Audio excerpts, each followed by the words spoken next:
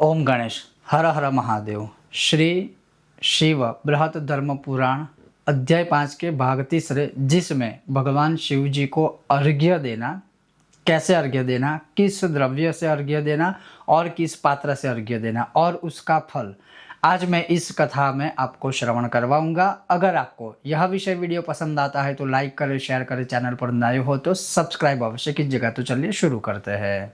तो जैसे इस 5वें अध्याय के भाग तीसरे में अर्घ्य से संबंधित कि भगवान शिव जी को अर्घ्य हम कैसे दे सकते हैं, किस द्रव्य से दे सकते हैं और कब दे सकते हैं और किस पात्र से दे सकते हैं, तो इसमें जो नंदिकेश्वर मुनि है जो सनत कुमार को श्रवण करवाते हैं कि अर्घ्य पुष्प जलोपेतम यह शिवाय निवेदयेत् स पूज्यः सर्वलोकेषु शिव वन्मोदते चिरम।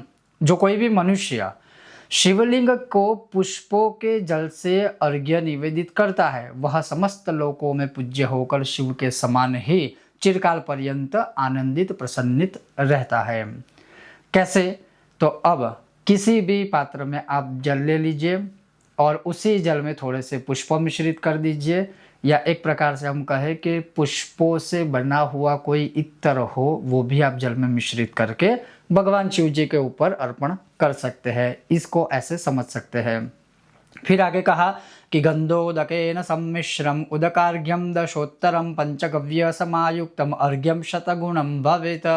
दूसरा अर्घ्य विधान है कि जल में सुगंधित द्रव्य मिलाकर, जैसे मैंने कहा कि जल में आप सुगंधित द्रव्य जैसे कोई इत्र हो गया, सुगंधित पुष्प हो गया, जैसे आप केसर डाल सकते हो, तो ये जो सारी चीज़ें हैं वह द्रव्य मिलाकर भगवान शिव जी को अर्घ्य दिया जाए तो उससे 10 गुना, और फिर कहा कि उससे अधिक पंचगव्य के साथ अर्घ्य देने से 100 गुना फल प्राप्त होता है। तो मतलब सुगंधित द्रव्य जल में मिश्रित करके अर्घ्य देने से 10 गुना, उससे भी ज़्यादा 100 गुना फल जब अगर हम जल में पंचगव्य मिश्रित करते हैं और भगवान शिव जी के ऊपर अर्पण करते हैं अर्घ्य के स्वरूप में, तो उसका फल प्राप्त होता है।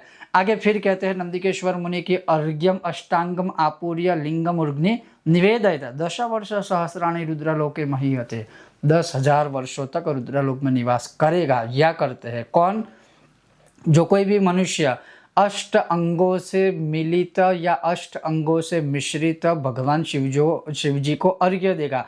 अब ये 8 अंग है क्या? तो फिर वो है ओम आपः क्षीरम कुशाग्राणि दध्यज्यम च सतंडुलम तिलसिद्धार्थकश्चैवम अर्घ्यो अष्टांगः प्रकीर्तितः।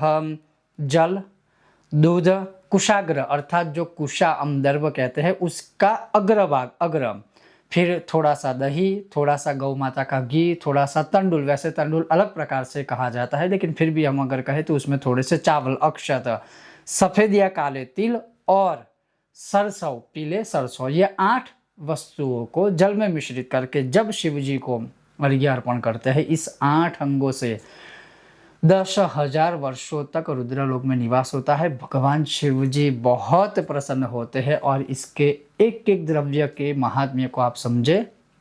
लक्ष्मी प्राप्ति, कर्ज मुक्ति, दरिद्रता निवारण, ग्रह शांति, शत्रु बाधा निवारण आदि, ये सारी चीज़ें सिर्फ भगवान शिव जी को प्रतिदिन इन 8 अर्घ्यों से जलयुक्त मिश्रित करने से और शिव जी के ऊपर अर्पण करने से फल प्राप्त होता है।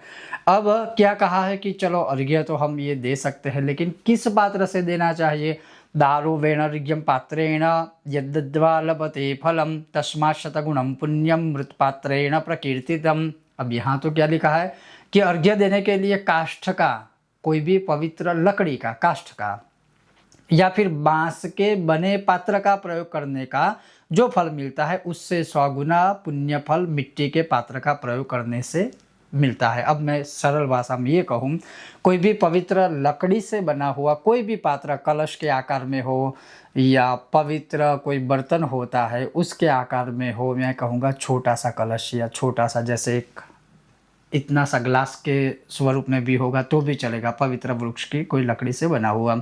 इससे सबसे बेस्ट जो भगवान ही कथन करते हैं कि मिट्टी के पात्र का, अब मिट्टी का छोटा सा आप घड़ा भी ले सकते हो, कुल्हड़ भी ले सकते हो, उसमें प्रतिदिन ये द्रव्य मिश्रित करके जल में भगवान शिव जी के ऊपर अर्पण करिए। वही मिट्टी का पात्र आप पुनः भी हर रोज प्रयोग कर सकते हो। ऐसा करने से इस पात्र में अर्घ्य देने से 100 गुना फल प्राप्त होता है। उसके बाद क्या कहते हैं, अगर ताम्रपात्रे अर्घ्यदानेन पुण्यम शतगुणोत्तरम पलाशपद्मपात्राणां ताम्रपात्रे समं भवेत्।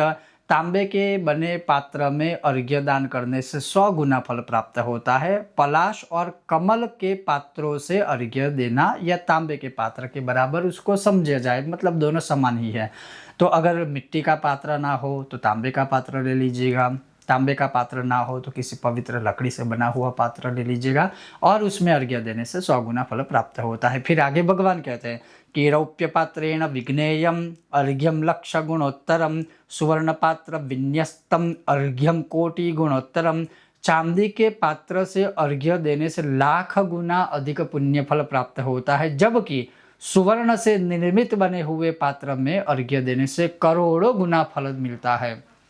इन द्रव्यों को सरल भाषा में पूरा इस भाग का मैं महात्म्य आपको कहूँ तो शिव जी को जब भी हम अर्घ्य समर्पित करते हैं तो अर्घ्य जैसे पुष्प युक्त जल से हो, सुगंधित द्रव्य युक्त जल से हो, जैसे चंदन आदि हो गया, या फिर जो यह 8 अंग है अष्टांग अर्घ्य के अंग जो बताए गए हैं उसको जल में मिश्रित करने से। अब किस में मिश्रित करना है, मतलब किस पात्र में, तो सोने से बने, चांदी से बने, मिट्टी से बने, या फिर जैसे किसी पवित्र लकड़ी से बना हुआ हो या तांबे से। तो इनमें से कोई भी पात्र में आप शिव जी को अर्घ्य देने के लिए मिश्रित करके जो भी प्राप्य द्रव्य है उससे अर्घ्य अगर समर्पित करते हैं तो रुद्रलोके महीयते, ऐसा इसका कथन है। अब शायद यह पहले भाग में लिया है, लेकिन यह एक पूरा प्रकरण है जो शिव जी को अर्घ्य ही समर्पित करने के लिए है, ताकि सारी महात्म्य और सारी चीज़ें मिश्रित ना हो, इसलिए मैंने अलग से यह वीडियो बनाया है।